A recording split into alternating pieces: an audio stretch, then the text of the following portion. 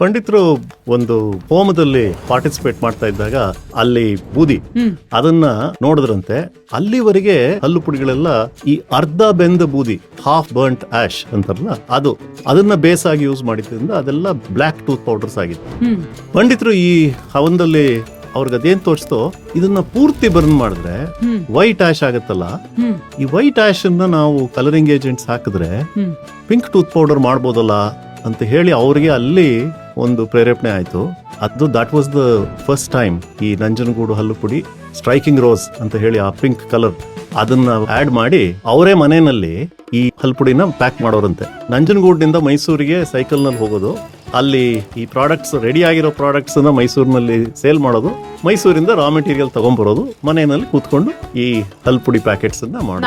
4 ಜನ, ತಾಯಿ, ಹೆಂಡತಿ, ಆತ ಮತ್ತೆ ಒಬ್ಬ ಅಸಿಸ್ಟೆಂಟ್. ಇದು 100ಕ್ಕೆ 100 ಕರ್ನಾಟಕ.